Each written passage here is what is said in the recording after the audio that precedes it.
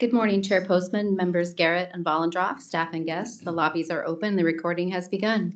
Thanks, Gretchen. Good morning, everybody. We'll convene the Washington State Liquor and Cannabis Board Caucus meeting for Tuesday, November 15th, 2022. We're going to have our third of three scheduled conversations marking the 10th anniversary of the passage of Initiative 502, which legalized recreational use of cannabis in our state.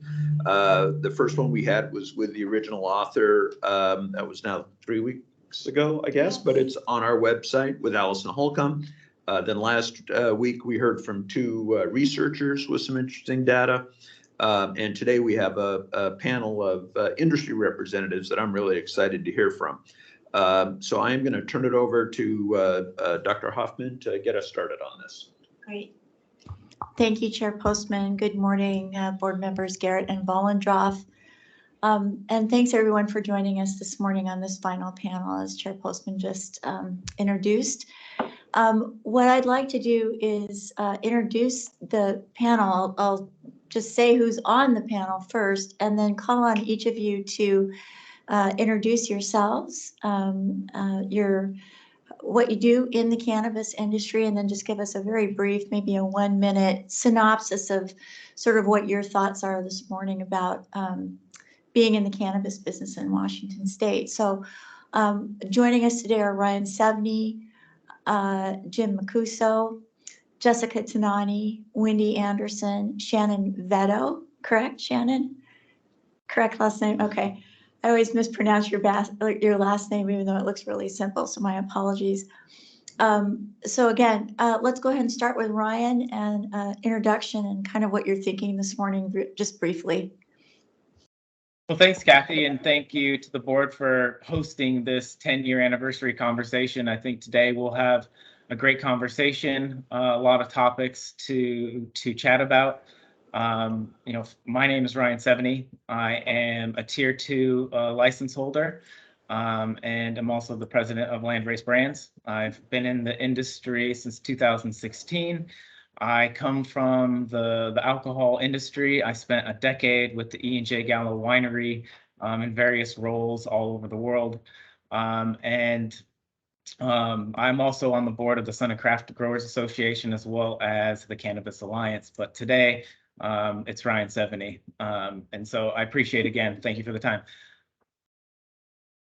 Look, Great. The industry today, in just 1 minute on our thoughts is, the industry today is a tough place to be a farmer, particularly if you are small and would consider yourself craft.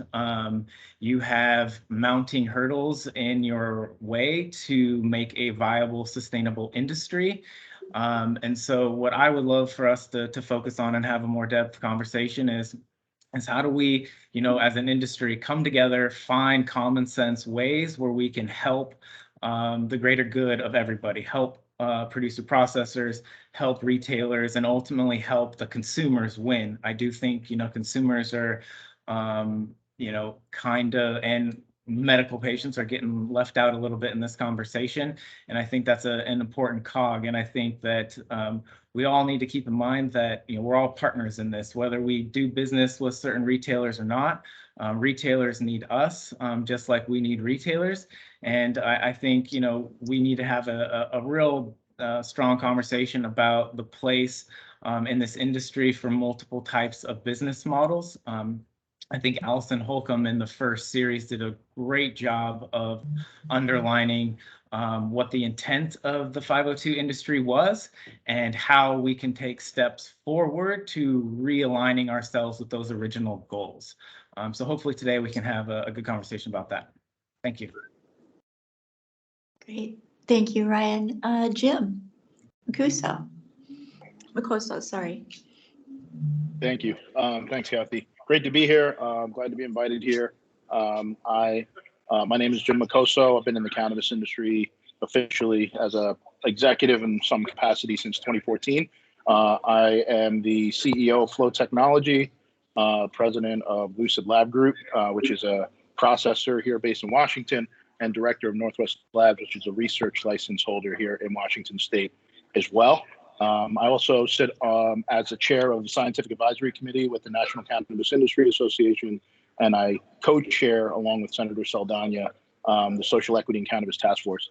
For me, I'm really coming at this with multiple hats, but today I'm really just a community member who has participated in the industry since its inception. I think we have the benefit of hindsight to look back and take a look at how cannabis legalization and underneath that umbrella, the regulatory framework has been implemented in this state. I think we can garner lots of really positive things that our state has done underneath that umbrella, but also I think we have the benefit of hindsight to see where some changes can be made. For me, particularly today, I'm interested in talking about some of the social equity components that I know you as an agency are already moving on, and also with some of your proposed legislations for this next session are addressing, as well as one additional component I'm interested in is how research is becoming a bigger component of maybe the tax structure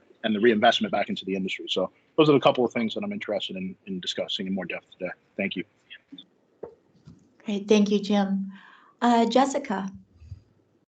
My name is Jessica Tanney. I think I've been pretty clear about the fact that I came into this as a medical patient. And I think one of the things that Allison said is one of the goals of 502 was to make it so medical patients weren't afraid. And I think that was accomplished for a lot of us. There was a time in my life that I was probably more scared of getting arrested for having cannabis than I was dying. And a lot of patients live with that. You lose your house, you lose your insurance, you lose everything. We wanted to set up a research license right away when 502 passed. And we downloaded the producer license. We got super excited.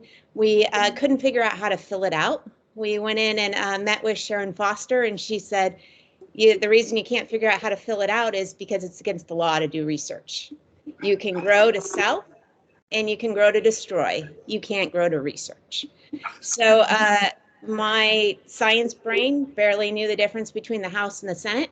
She gave me the name of 3 people. She said, call Senator Cole Wells, call Senator Rivers, and call Allison Holcomb, and maybe they will teach you the difference, and we as the LCB will support you.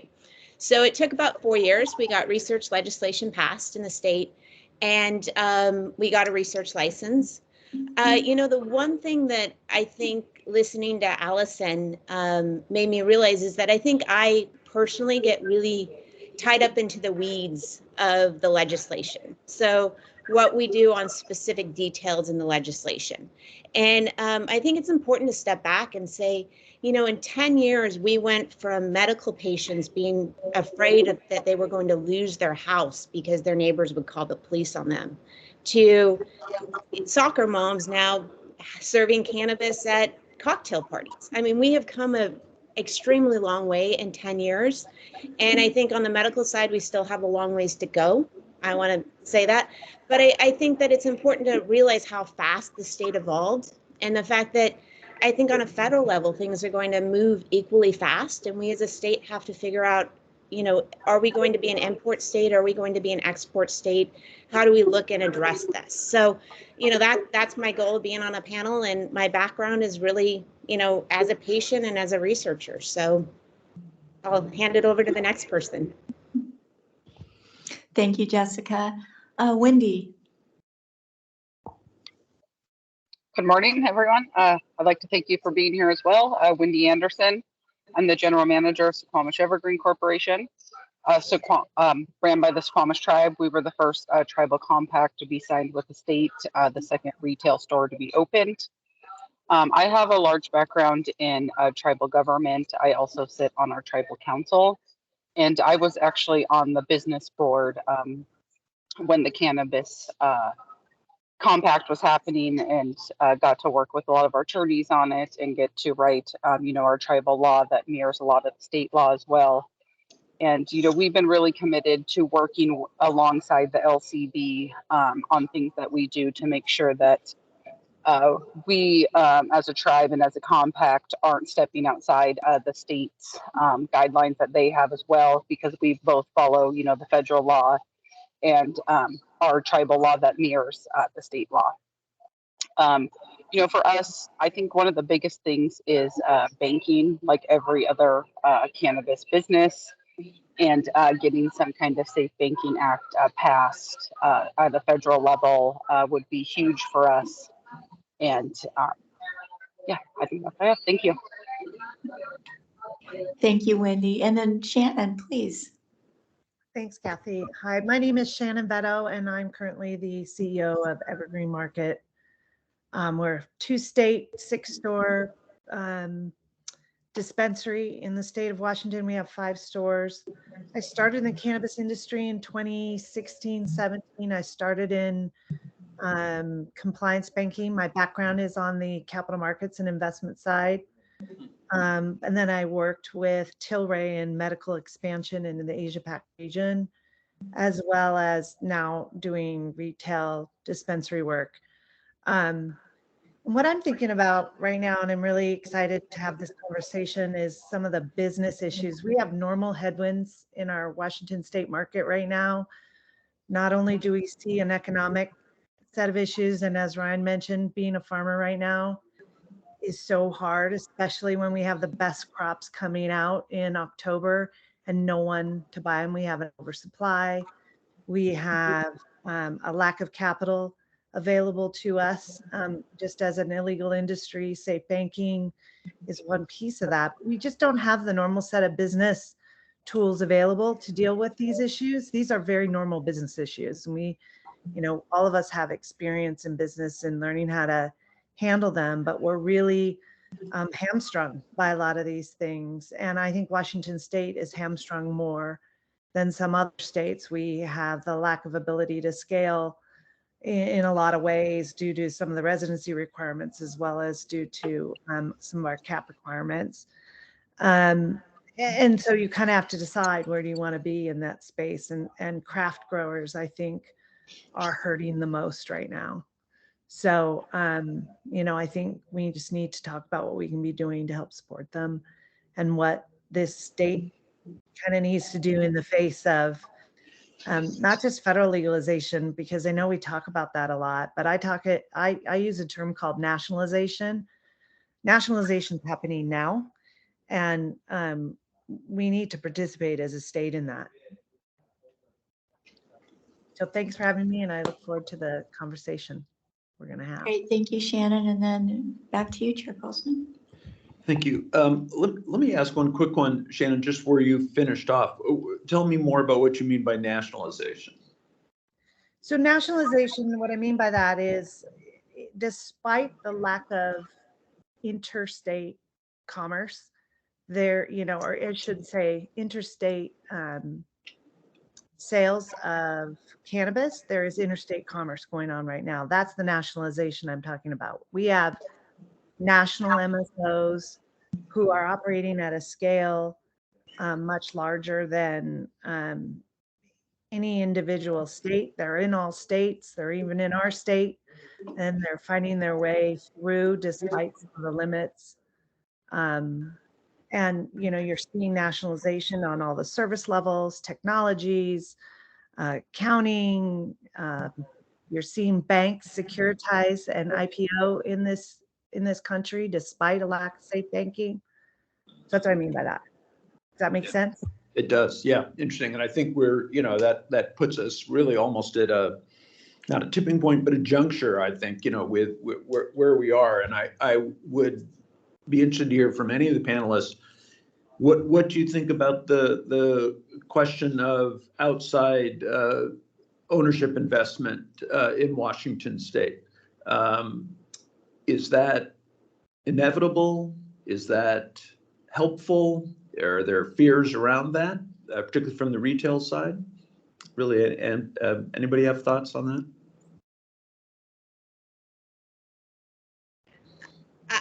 I would say to start that, if we look at most of our ag industries in the state of Washington, a lot of them are still owned by family businesses, but at some point those family businesses had access to capital.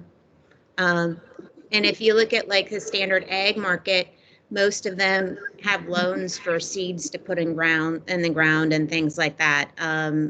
equipment, things that our farmers don't have access to. And I worry about how we prepare for scale if federal legalization occurs, and how we look at that.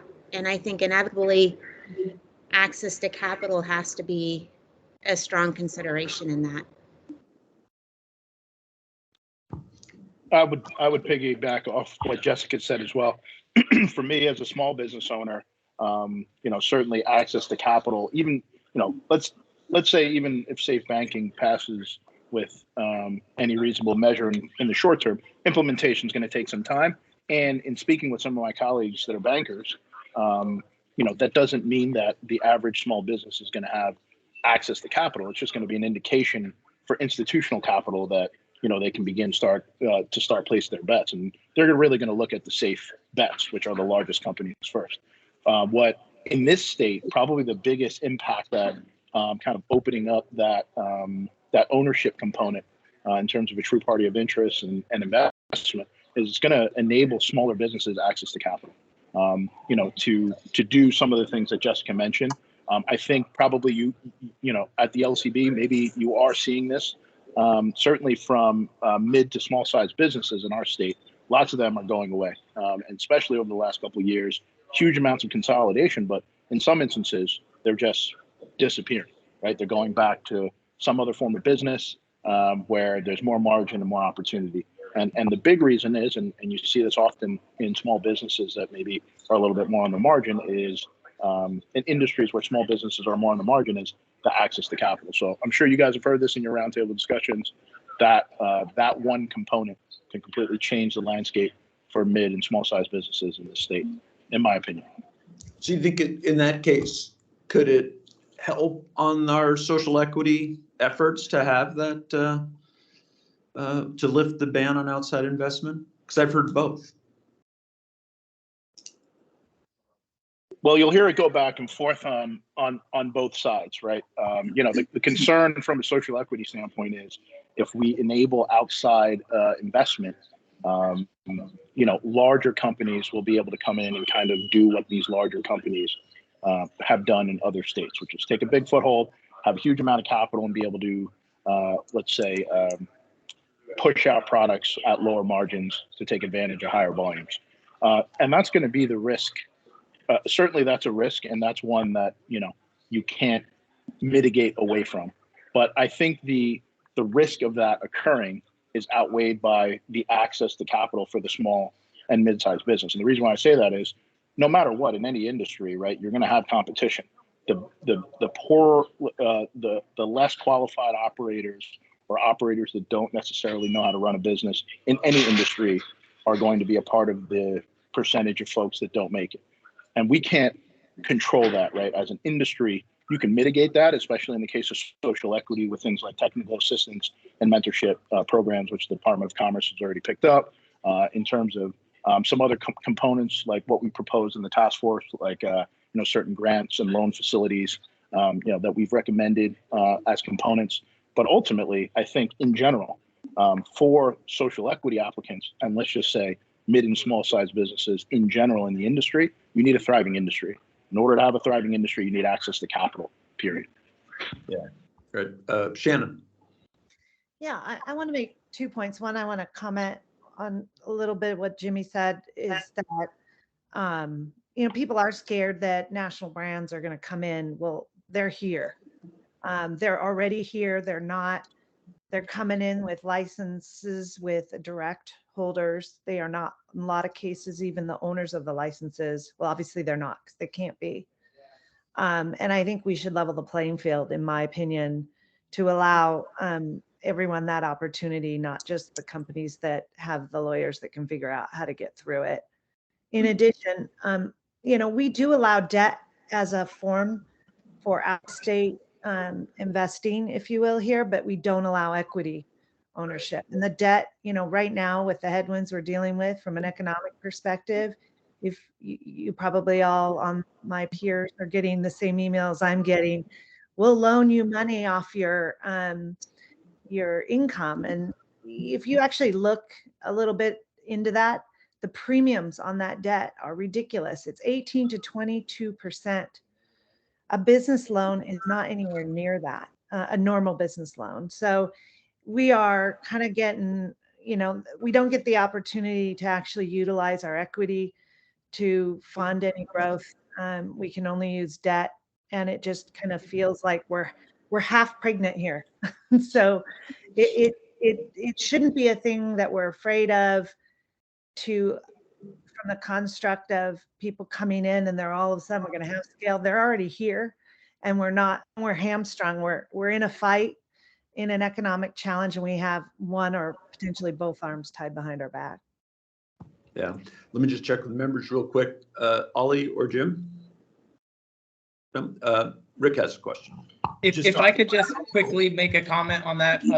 Look, I don't disagree that the access to capital is one of the things that might help, and I just would double down on what Jim said, is that it really will help the medium to large in size investors the most. If we think about what a small sustainable business is in this current market and dealing with the headwinds that Shannon's talking about, are those really investable businesses? Is outside capital going to invest in those? And I would argue that they're not.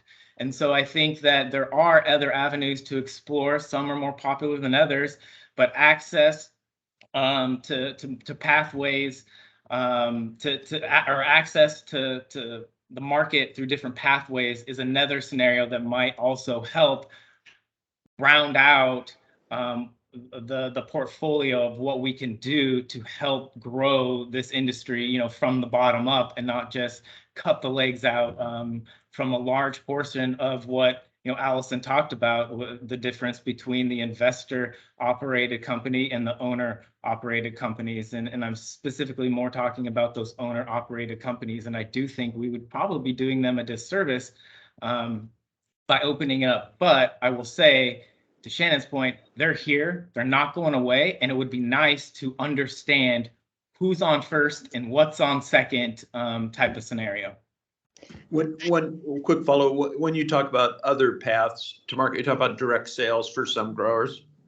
I mean, it's not just direct. I think the way that I approach that conversation is, let's have a conversation about craft and what is craft. What is craft production? What is craft retail? And then maybe talk about some of the privileges after. And so I think we need to have that conversation first, which isn't always popular amongst my group, but we're making some headway.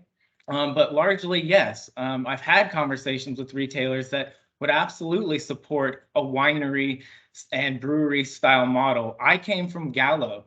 When I was with Gallo, I ran a couple states up here, and it was during the transition where we bought Columbia, and we bought all the assets of Columbia Winery except for the tasting room. It was outside of our core competency. Yes, it's a nice thing for marketing, but the fear of the large retailers coming in with direct sales, I think, it has a space, but I don't think that's a huge issue. And I'm getting a little off topic, but hopefully that answers your question.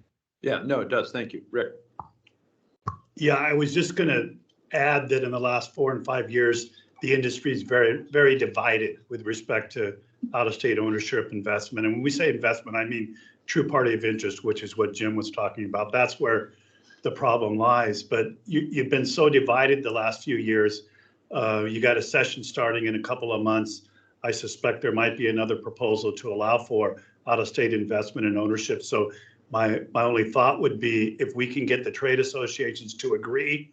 But you just hit on the part I was thinking of. Maybe it's more than just one approach, right, Ryan? Which is, you came from Gallo 50 years ago. Small wineries and breweries were given the ability to be vertically integrated. This law does not allow for the industry to be vertically integrated. Several years ago, the board proposed legislation that would allow small growers, and it was a small piece of it, to begin to allow for them to have retail sales to medical patients. I don't know if you remember that proposal. It was one way of trying to break down that difficulty, because everything that you've said, Shannon and Ryan and others, is that small growers are having a very difficult time. And I don't think that's going to change.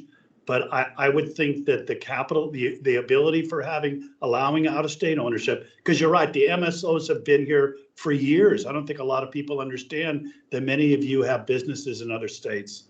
So my thought would be to work together as an industry members to try to come to some agreement about possibly allowing for the very small growers what we did for wineries, breweries, and distilleries, and then allow also the out-of-state investment and ownership. Your thoughts on that?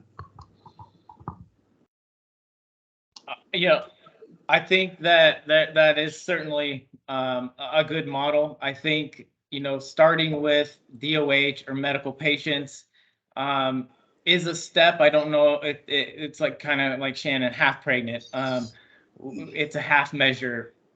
Our registered patient list is pretty minute compared to, say, Colorado, which is 5 or 10x, who exactly knows how much bigger. So yes, it would create some sort of pathway, but I don't know if it's necessarily the pathway that's going to equal the other side of the coin, which is that the access to capital for larger and mid-sized, more investable companies, if that makes sense. And I would say that it would be, from a medical perspective, one of the issues with medical right now, and I've been a medical patient. I didn't get in the registry this year because I don't think people realize how difficult it is to get in the registry. If you're a medical patient, you'll spend 20 hours trying to get into the registry. And I don't think, I'm more than willing to take anybody on a ride along that wants to come and try and get in the registry with me. It's not easy. Not many stores do it. And there's not an incentive. It's a 10% tax rate. I think medical patients need things that they find in the co-op setting are advice. It's illegal right now to give advice in a 502. But if you're an MS patient, you want to know what may help you. And I realize that's a fine line for the state, but we have to acknowledge that patients want that information. And, maybe there's mechanisms that we revamp medical to allow opt-in research and different things like that to move it forward. But I think that it's really difficult right now to do anything with medical just based on the fact that the registry itself is so broken that, like, compounding on top of that is, I think it's just, it's not a system. And it was, medical built this, and there's patients that need access to things that the current system isn't addressing. So I agree with Brian that, like, trying to build something on top of a medical system right now is minuscule revenue because the entire thing is broken. Okay. And I just want to comment because I do think, retailers probably at sometimes get nervous about direct to sale because it's about the gamesmanship and the lack of and the number of unused licenses and the way in which it can be maybe with unintended consequences. But we believe that craft growing is a primary and required part of our ecosystem, and we got to find a way to do that. And I know one of the things we're doing, short of regulation, is really promoting our craft growers in the front of the store, the really small ones that are actually doing their own growing and doing all their own packaging, and they really are the ones with the toughest time. And then you got your outdoor growers as well who are suffering. And I think we as an industry need to do more just on our own accord without regulation to help that group and assure it remains relevant. And I think the challenge is just understanding how does it get managed once the rule gets into play. And I think the thing that I like that Ryan said is we need to start the conversation about how do we get there. I think we all want the same thing. We just don't agree on the how. And if we could get together and agree more on the how, I think we would go a lot further forward. And, I think out of state, you commented that there's lack of alignment historically. I think I've seen more alignment in the last 6 months on that point.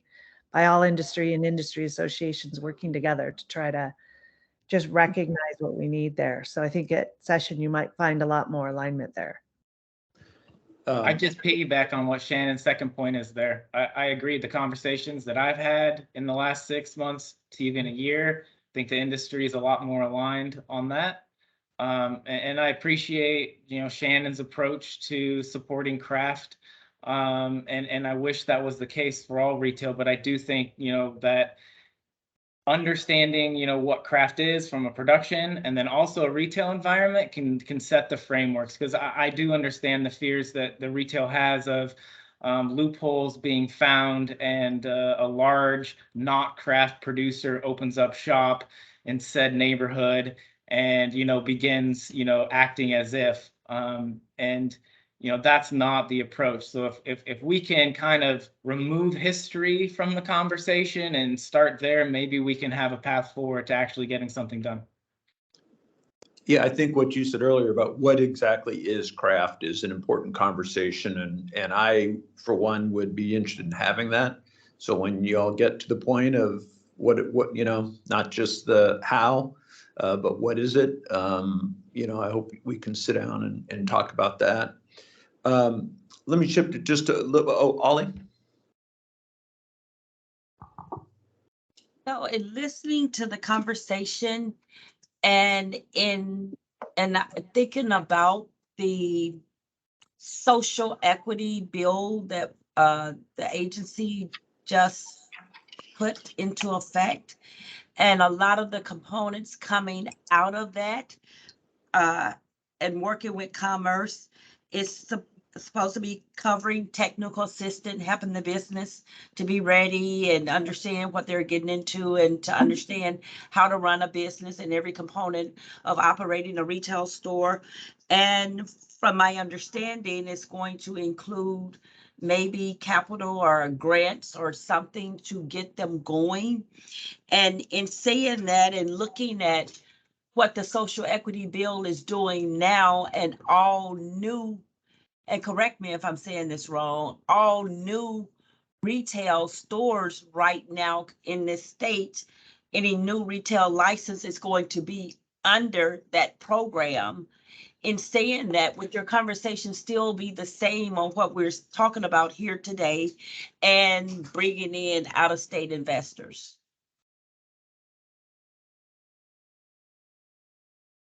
And that's just something I'm throwing out there.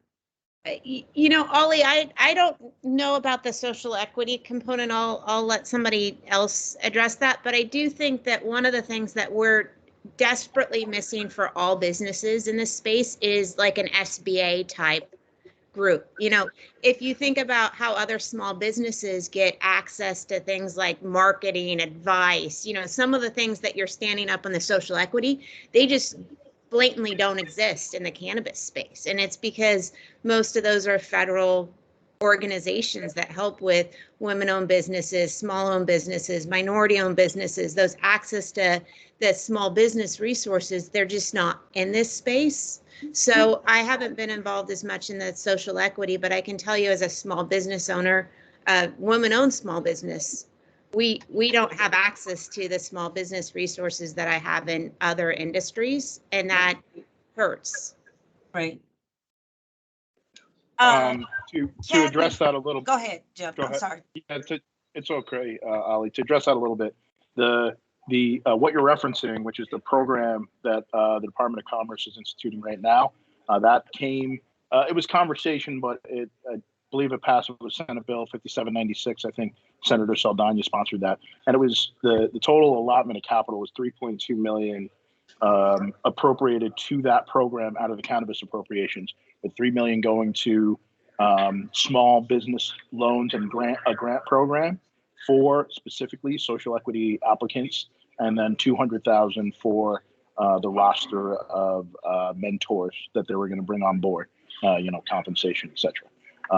But what you're describing is two different components, or at least what we're describing here is two different components trying to solve one issue, right? What we're talking about is capital in general for small businesses, and what was instituted in that in that piece of legislation that passed was specifically catered to social equity applicants. So in order for some type of facility that Jessica is describing to exist, that has to come through legislation. I mean, it could be agency request legislation, it could be industry request legislation, whoever proposes that legislation, but that's something separate entirely.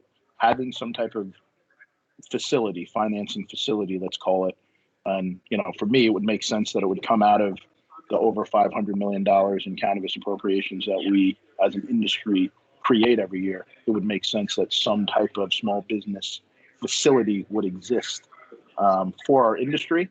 At the moment, if we look historically at capital coming back into the industry from our revenue, that's been virtually non-existent.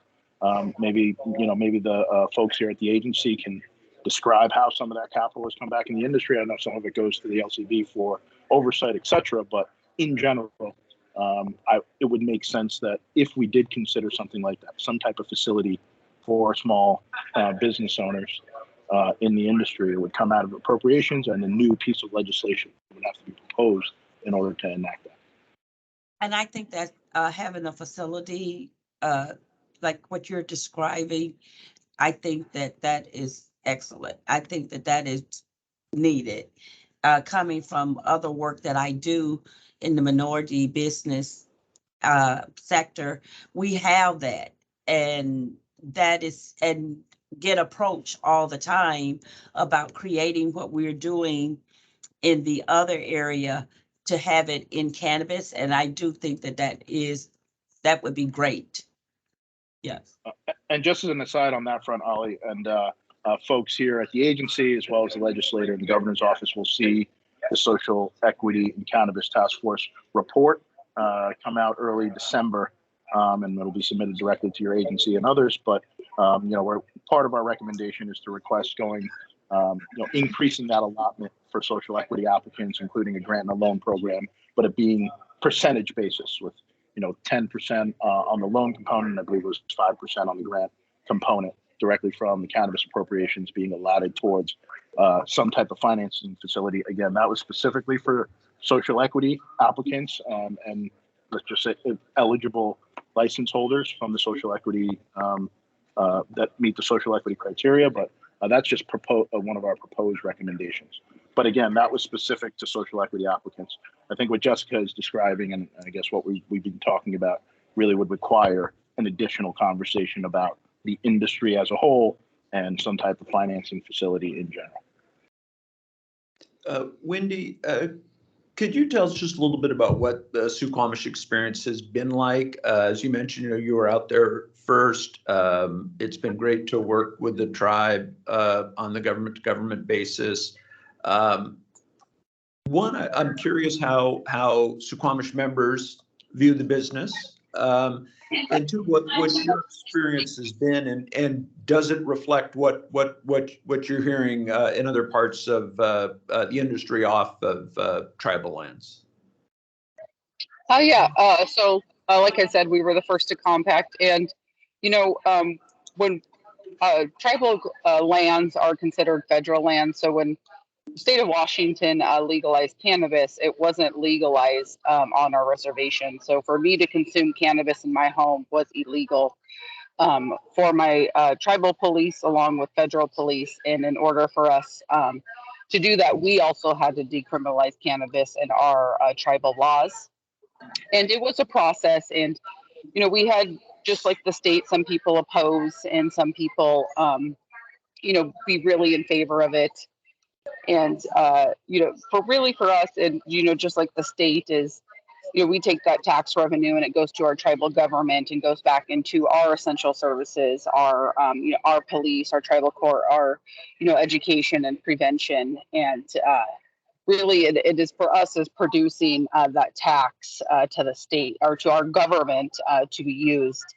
And for us, it's been, profitable. And the pandemic, I think for everybody was a little, better than this year's been. And we're just trying to make it through post-pandemic retail and what that looks like and what the future for us looks like after the pandemic and after our inflation and sales. At this point, what do you think the future is for the tribe in the cannabis industry? What would you like to see? I think for us and what we've really toned in is retail and really generating that tax revenue for our tribal government. And, we've always partnered well with other tribes. We have a really good relationship with the Puyallup tribe. And, expanding in retail, I think, is really what's best for us and what we've learned and know what to do well. Yeah, good. Thank you. Hey, Ryan, I want to go back to something you said at the beginning about forget exactly, but sort of increasing hurdles to what you're seeing for farmers. What is it like today to grow versus when you started? And are there plus and minuses? I mean, are there things that have gotten better for cannabis growers in your, in that tier 2 range? Or is it just new challenges all the time? Certainly certain aspects of growing cannabis with experience and time, you drive efficiencies, right? And if you pay attention to the lessons that are had to be learned, you can learn from them. And I think we've been able to do a pretty good job of that, but we don't need to look too far. And I'm, not trying to, grow egg in anyone's face, but when the LCB came out just this last year with the canopy redefinition, it impacted my business. I changed the number of plants. I changed my plan. I had very clearly defined planted areas and then drivable pathways, which were considered walkways. And after we had already planted, the definition changed. So, I mean, that would be one of those examples. And I know that I'm not alone in stating that it has altered the 2022 grow plan for many farmers. Another thing that is just a constant challenge, and it's not so much legislative, but it's regulatory, is, tagging plants, weighing wet weights. Again, every time someone comes or our LCB agent, comes out to our farm on the regular, because we're professional, we have it dialed in, and we have a map of every plant with the barcode numbers on it in a map, so it's digestible. No one's ever looking at said tags, and it's just a kind of an onerous labor expense, cost expense, environmental expense with all these plastic tags that I think we could potentially move away from. Same thing goes with wet weights. The amount of tracking that we do to stay in compliance is a lot. And for us, that wet weight is really non-usable at the end of the day. And so I don't know how much value add it's driving to the LCB versus the value add it drives for us, which is nearly zero. So those are the type of things, that I'm referencing.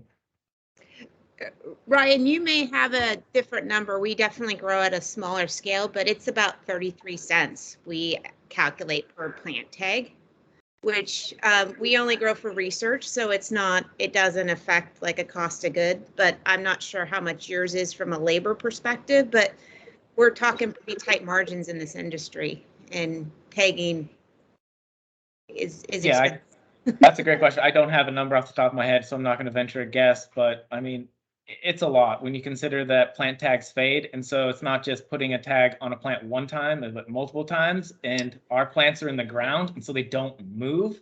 And so, there's common sense there, but not everyone does it the same way. So I get the challenges that, the LCB has faced in trying to regulate a brand new industry, but also keeping it under the guise that it isn't federally legal, and that we're trying to make sure diversion and youth to access is prevented as much as possible. So, I mean, I understand it, but hopefully in this day and age, we can find some common sense ways to move away from those things.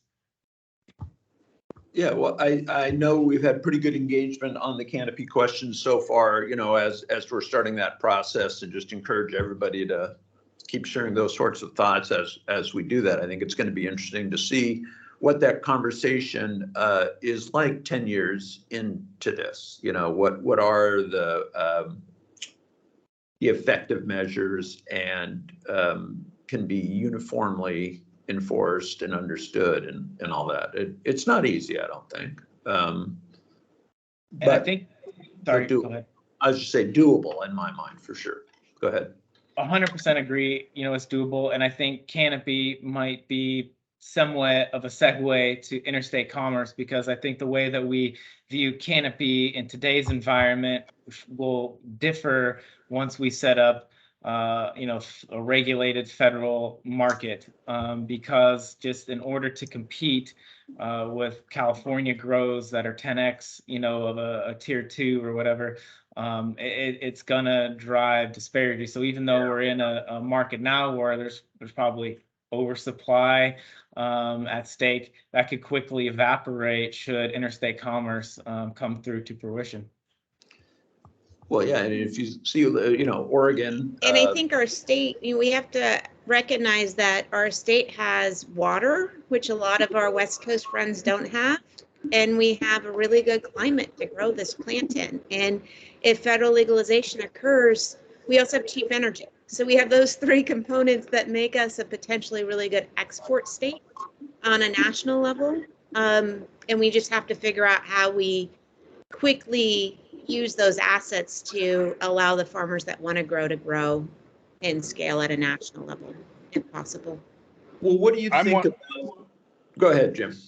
Yeah, I'm wondering what you folks at the agency think about, kind of preemptively, maybe with even our neighbors down south, kind of a trial or a pilot program where we look at least even entertaining the framework in a concise way with the regulators, let's say in Oregon, to begin to see what that framework would look like, even maybe in anticipation of federal legalization or in some type of pilot program with our neighbors to the south. Is that something that you guys talk about or are looking at? Well, we have talked, as we've seen what, Oregon did a couple years ago and California did earlier this year with what I refer as their trigger bills. If these things happen, then we could do this. I think that's a great conversation to have. And I understand there's some industry conversations around that. And at some point we should all get together to talk about that as well. I think, Jim, in that case, and I'll ask Rick to step in, but my first concern would be we're still in this delicate, not as delicate, but still delicate relationship with the federal government. And even though Biden has made some moves that certainly are more positive than we've seen in the past on questions around cannabis policy, we have not gotten the total green light or embrace of what we do. And I do fear a little bit about what happens if we actually try to start some interstate market and whether that brings in the sort of scrutiny that's going to make everything more difficult. I do think it's worth, sort of doing a war game about it. We should sit down with California and Oregon, both who have these laws on the books already, and say, what would we do if they acted tomorrow? But Rick, you've been talking to the other states. Well, only to say next week we are meeting with the Oregon Liquor and Cannabis Commission to talk about their export bill. And we've heard through discussions that you're all having an interest in that. And obviously there's some issues I think that we've seen, or you've all seen too, in the California proposal, but we are going to look at the Oregon proposal and hear directly from the commission and look forward to working with you in trying to figure out, should we be ready? And someone said preempt, the ability that Oregon has, if federalization occurs, then there is a trigger mechanism that allows for them to export product. And so just so you're aware, we are beginning those discussions next week. One of the things I would like to have, some discussion on a state level is if we set up an SBA type facility for these businesses, are there mechanisms that we could put essentially funding in place that if federal legalization occurred, that some of our small growers could have, fairly quick access to capital to buy the farm next to them or expand? How do we enable businesses to capitalize quickly? Because I think it's going to be a first mover market. And, how do we potentially as a state, knowing that we have restrictions today, but that at some point our farmers, like I said at the beginning, we went from 10 years ago, medical patients were scared of going to jail, the soccer moms having cannabis parties now. I mean, like, things move fast, and how do we, as a state, give our farmers especially a path to growth if it's possible?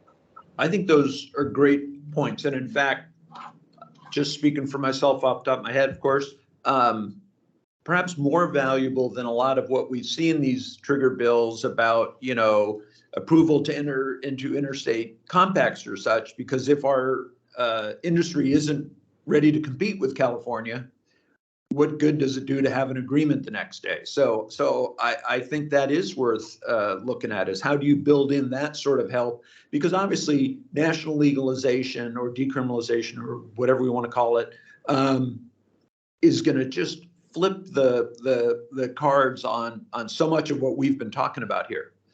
Canopy and, number of stores and all that sort of stuff, that calculation all changes. And a lot of states may come online that have no infrastructure to grow right now. Competing against Oregon and California is a mighty challenge. They have really good infrastructure and similar issues to what we have. But, maybe Nebraska does.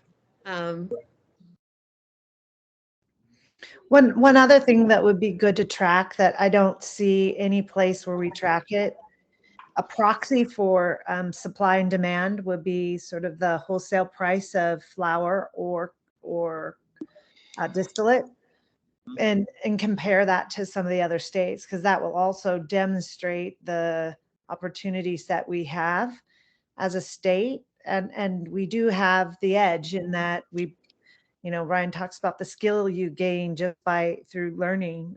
We've got 10 years where other states don't. Plus we probably have what I would guess today to be a depressed average price tag relative to some of the other states that would put us in a really good competitive space if we were able to be a first mover. Yeah. And I don't know how many of you were able to hear the researchers' presentation last week, but some of that was about usage and compared us to other states and whether they're buying from the illicit market or from the regulated market, which I thought Washington looked pretty good on that question. People are choosing our stores. They're choosing to work within this system more so than in these other states. Particularly our Western neighbors have just had a really hard time with the illicit market, and just every day I'm seeing those stories.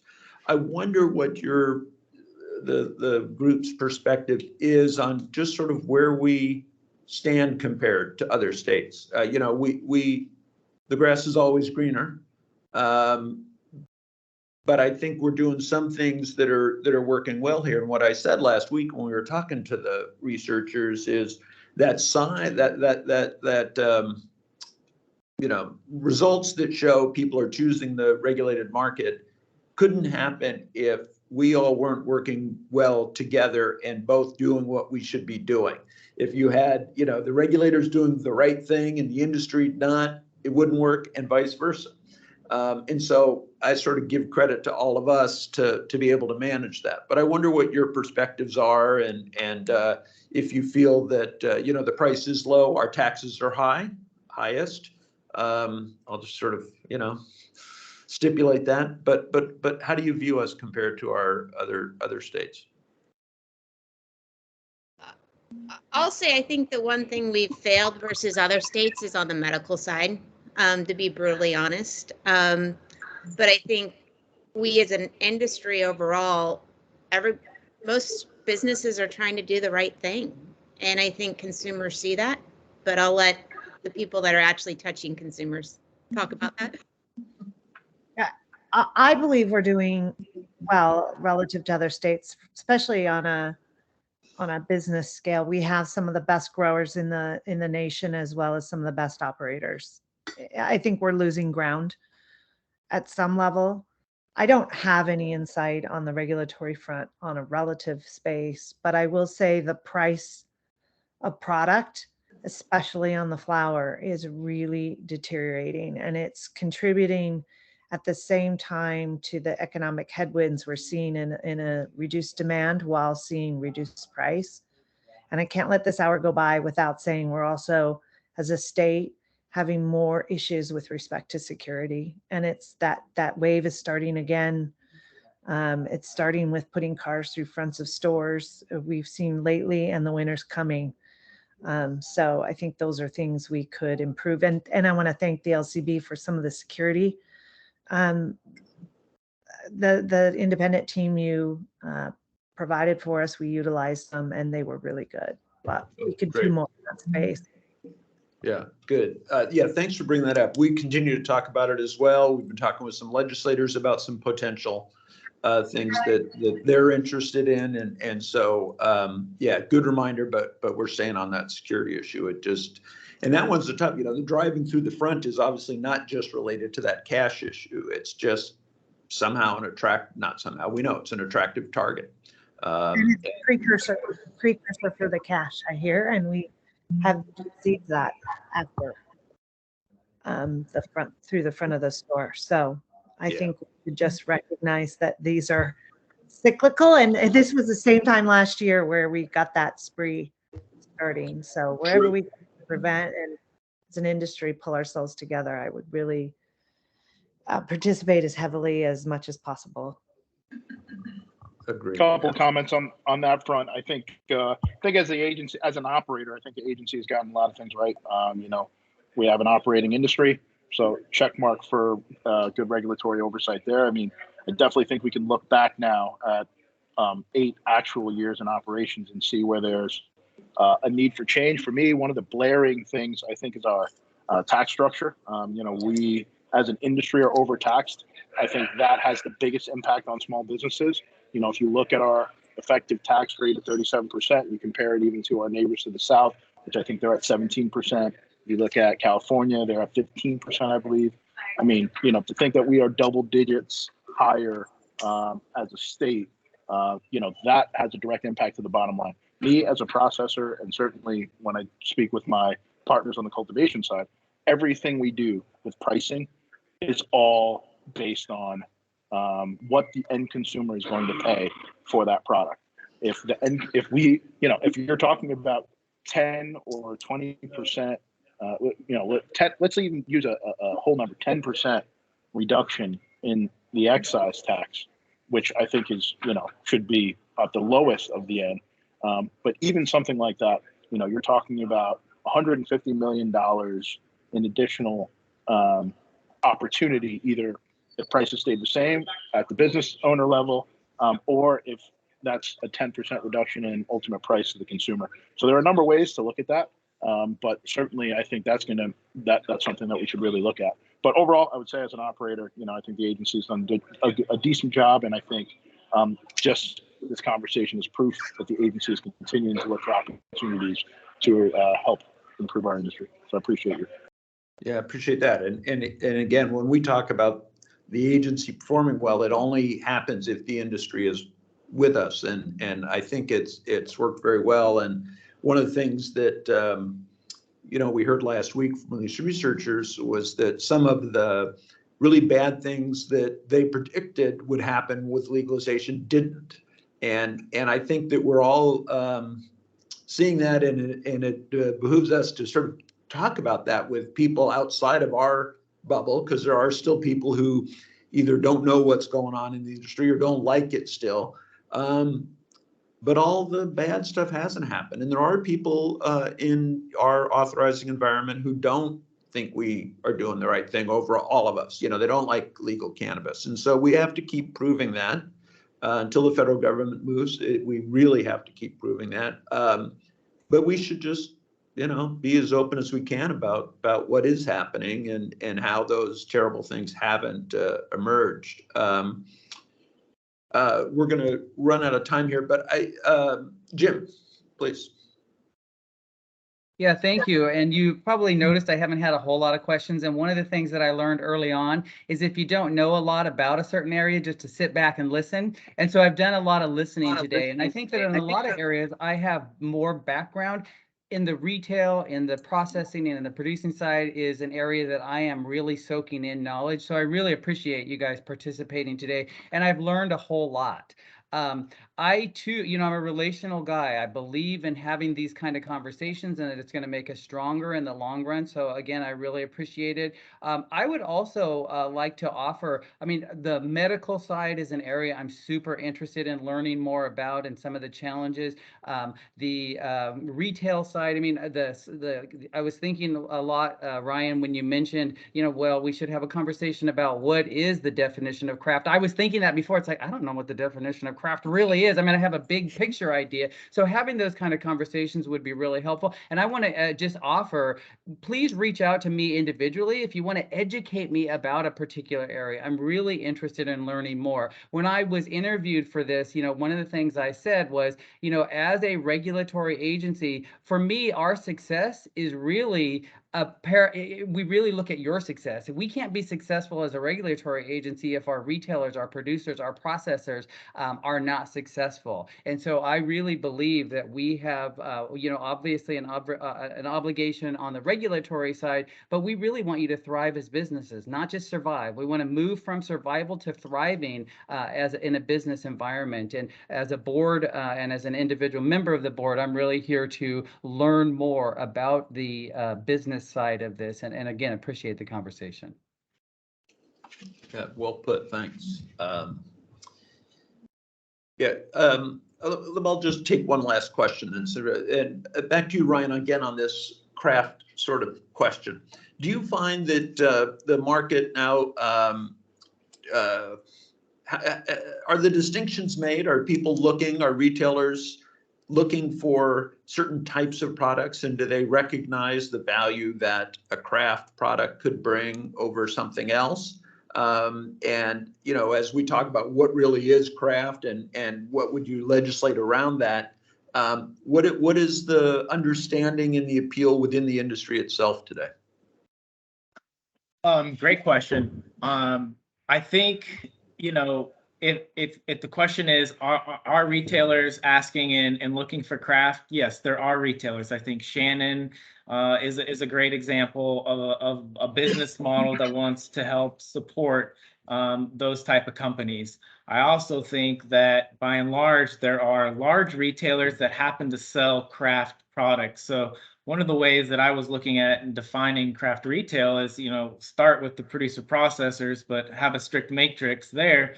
How much of the retailers or what percentage of the business that a retailer does is craft? And then that would kind of define what a craft retail operation looks like. So I do think there is a value recognition.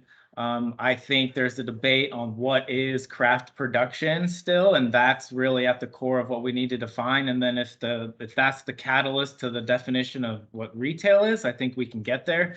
But by and large, I think most retailers opt for the path of least resistance, like water, and ultimately they're driving for better prices to beat their competition. Let's face it, there are municipal zoning rules that have consolidated where these retail stores operate.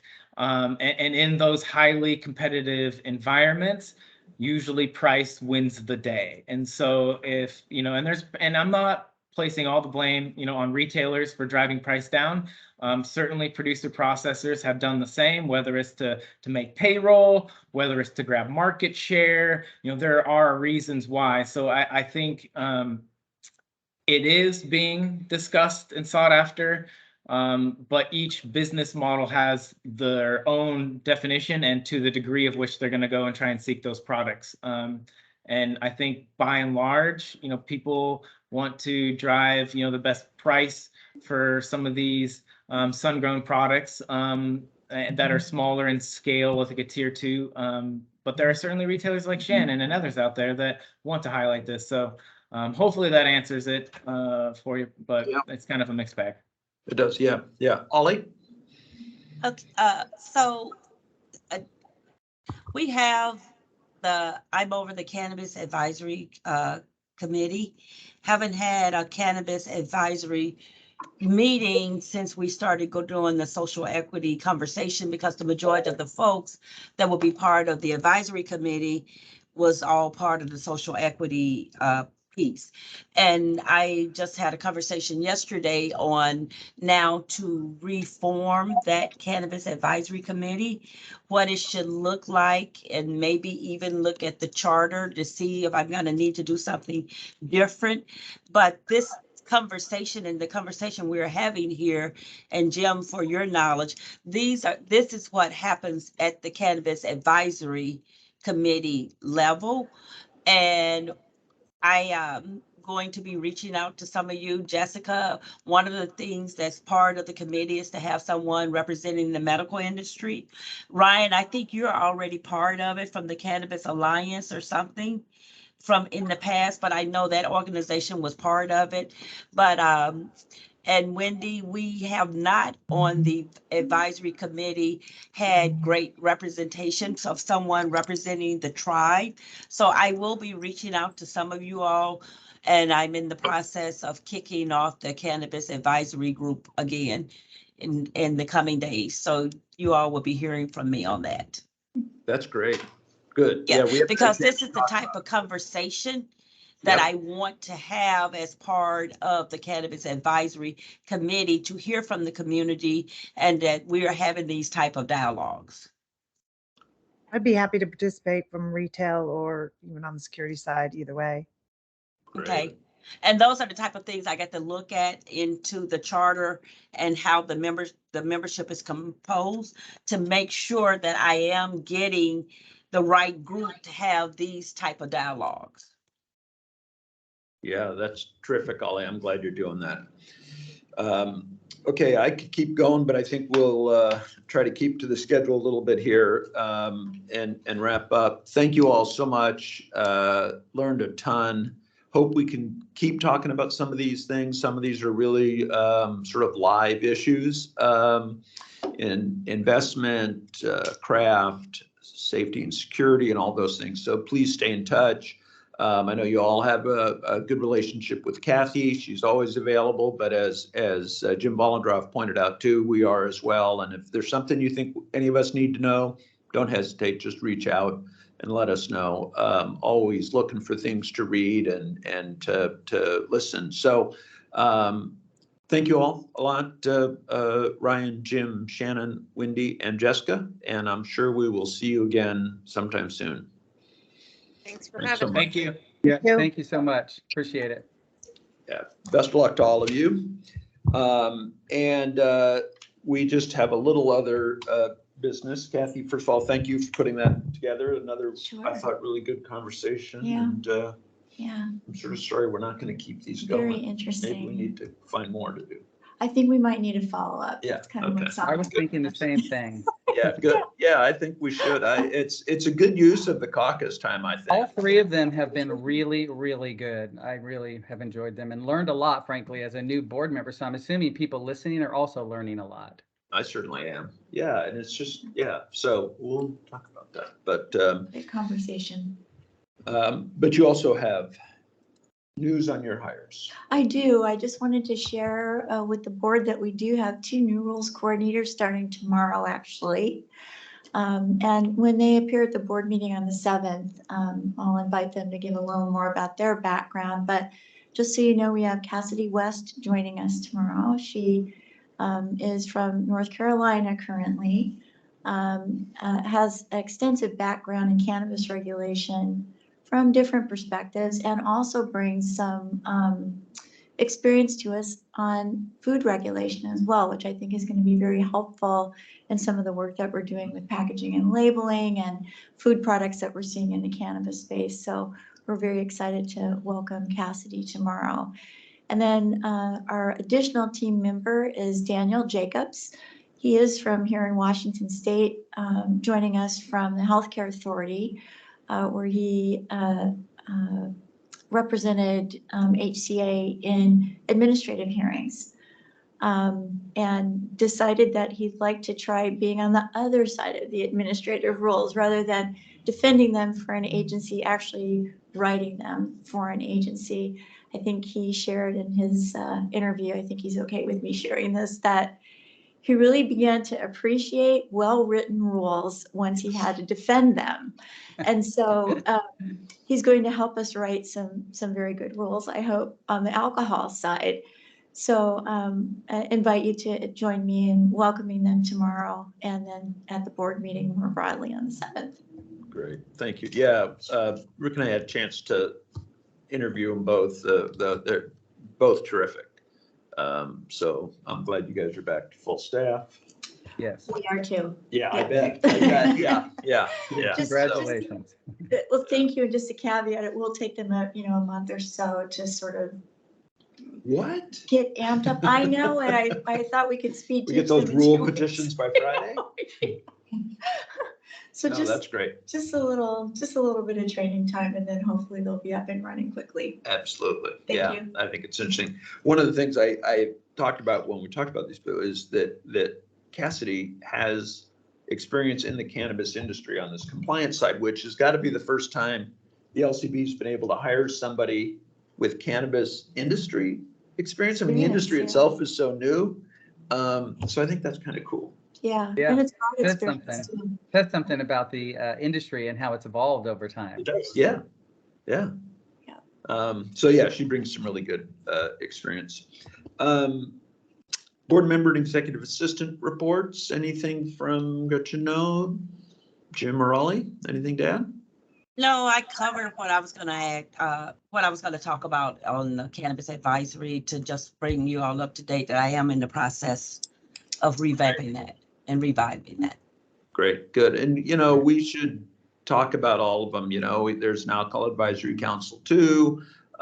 There was an attempt to start a tribal that I don't believe ever met. Did it, Rick?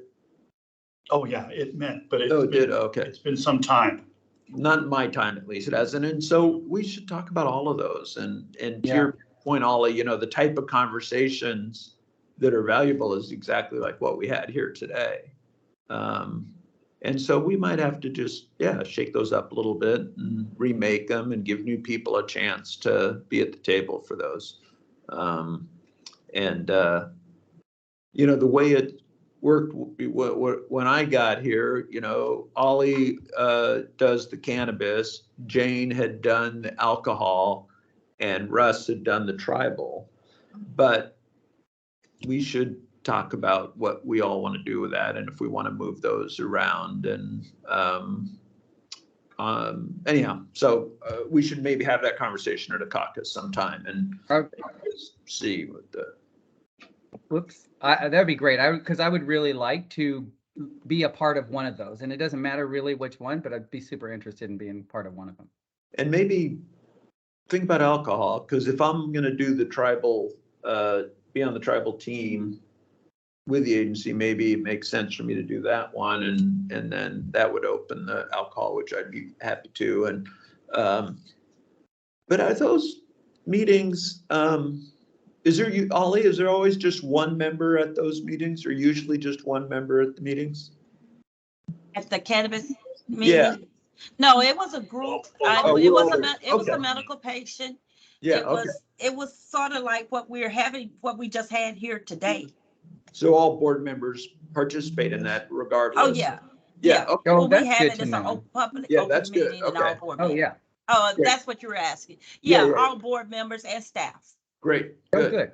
Okay, yeah, well, we'll put that on the agenda. Well, we don't have a whole lot of caucuses left this year, but look for that, and we'll try to have a conversation about that too before the year is out, so we can Right, start. I'm gonna be having conversations internal of pulling it together, Great. taking a look at the charter, and then to see if there needs to be some changes to be more inclusive of this type of conversation, not the what happened in the past type conversations, and how I need to structure it to get this type of conversation of what we can do and need to do going forward. I love the conversation on having some type of facility like a SBA type thing, but Yep. just to hear from others. Yeah. What's the frequency in which these meetings occur? It Well- used to be quarterly, I think. Okay. Since I've been here, we've had one cannabis meeting and 2 or 3. We've done, I think, you've done alcohol 2 or 3 that. times, Yeah, right? Yeah, in Trying to fact, remember. yesterday afternoon, David and several staff met with the wine and spirits wholesalers. They do an annual meeting. We come in with staff.